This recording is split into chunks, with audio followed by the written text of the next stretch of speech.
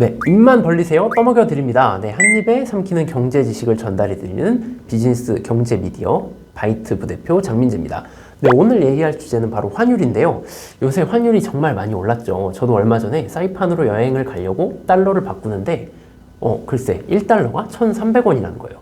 보통 우리 1달러 하면 1,000원이라고 많이 생각을 하잖아요. 그럼 이렇게 환율이 오르게 되면 우리가 해외여행 갈 때도 힘들고 또 우리나라 기업들도 힘들고 또 우리나라 정부도 힘들다고 하는데요. 환율이 대체 뭔지, 그리고 환율이 올라가면 어떤 부작용이 발생하는지, 또 환율이 올라갈 때 우리는 어떻게 투자를 하는 게 좋은지 오늘 한 방에 정리해 드리겠습니다. 환율 정말 많이 나오곤 하는데요. 도대체 뭘 의미하는 걸까요? 일단 기본적으로 환율이란 외국 돈과 우리나라 돈의 교환 비율을 말해요. 그러니까 외국 돈 한 단위를 사기 위해서 필요한 우리나라 원화의 양을 말하는 거죠. 그래서 원달러 환율이라고 하면 달러 원 환율도 같은 말인데요.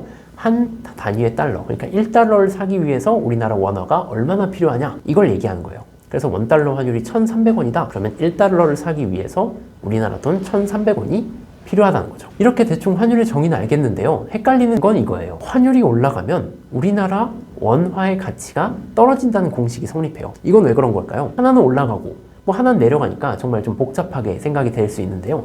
일단 환율이 올라간다는 얘기는 뭐냐면 1달러를 사기 위해서 내야 되는 우리나라 돈의 양이 많아진다는 거예요.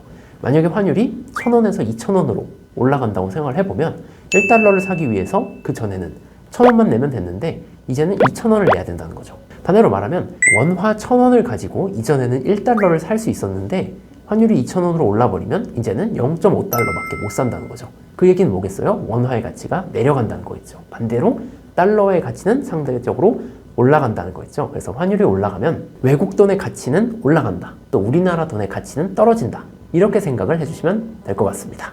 그래서 자, 정리해보면요. 환율이 올라가면 달러 가치는 높아지고 원화 가치는 떨어진다. 환율이 내려가면 달러 가치는 내려가고 원화 가치는 올라간다. 즉 환율과 원화의 가치는 반대로 움직인다. 이렇게 딱 기억을 해주시면 될 것 같습니다.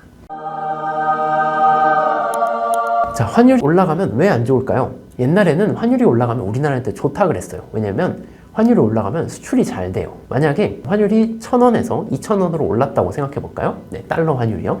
그럼 만약에 우리나라에서 20만 원 하던 물건이 달러 환율이 1,000원에서 2,000원으로 오르면 원래는 얼마였겠어요? 원래는 미국에서 2,000달러인데 환율이 2,000원으로 올라가면 1,000달러로 제품의 가격이 낮아지게 되죠. 우리나라 물건의 가격이 낮아졌으니까 이 물건이 당연히 잘 팔리게 될 거고 해외에서도 해외 사람들이 많이 구매를 하니까 우리나라 물건의 수출이 잘 되겠죠. 요새 가뜩이나 물가도 많이 오르고 있는데 환율까지 오른다면 정말 부담이 많이 되겠죠. 그래서 정부에서는 알게 모르게 환율을 낮추려고 많이 해요. 이제 환율이 높다는 건 무슨 말이냐면 곧 달러화의 가치가 높다는 거죠.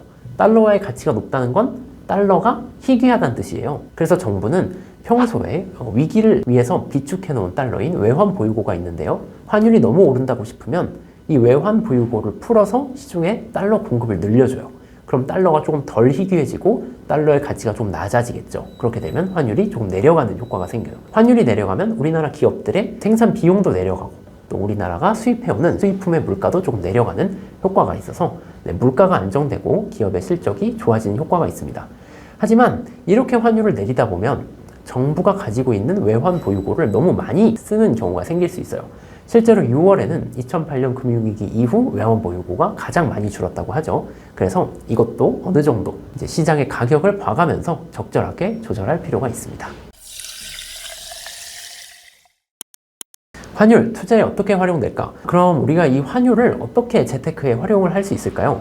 일단 크게 보면 환율이 낮을 때는 달러를 사고 환율이 높을 때는 달러를 팔고 조금 싸진 다른 자산을 사는 방법을 생각해 볼 수 있을 것 같아요. 일단 보통 환율은 세계적으로 어떤 위기가 생겼을 때 오르는 경향이 많아요.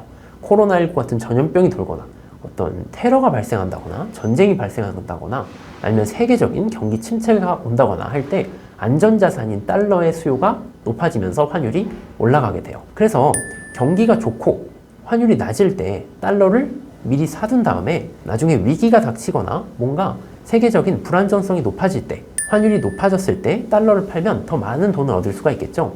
근데 보통 위기가 오거나 세계적인 이제 경기 침체가 오게 되면 달러를 제외한 다른 주식 같은 자산들의 가격은 전반적으로 떨어지게 돼요.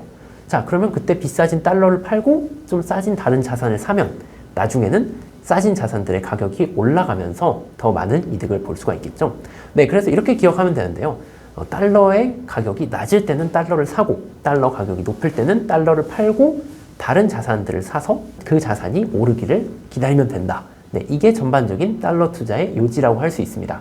물론 지금은 달러 가치가 매우 높기 때문에 지금 달러를 사기에는 좋은 타이밍은 아닌 것 같아요. 그래서 미국 주식을 살 때도 우리가 원화를 달러로 바꿔야 되니까 더 많은 돈이 들겠죠. 그래서 오히려 지금은 가격이 많이 떨어진 엔화를 사는 사람들이 많다고 해요. 이렇게 오늘은 환율은 뭔지, 그리고 환율이 오르면 어떤 부정적인 영향이 발생하는지, 그리고 환율을 가지고 우리가 어떻게 재테크에 응용할 수 있을지 알아봤는데요. 이제 뉴스에서 환율 얘기가 나와도 조금 더 쉽게 아는 척을 할 수 있겠죠? 오늘은 여기까지 하고요. 경제에 관한 내용이 더 궁금하다면 아래 링크에 한입경제상식사전 그리고 데일리바이트 뉴스레터를 꼭 참조해 주시기 바라겠습니다.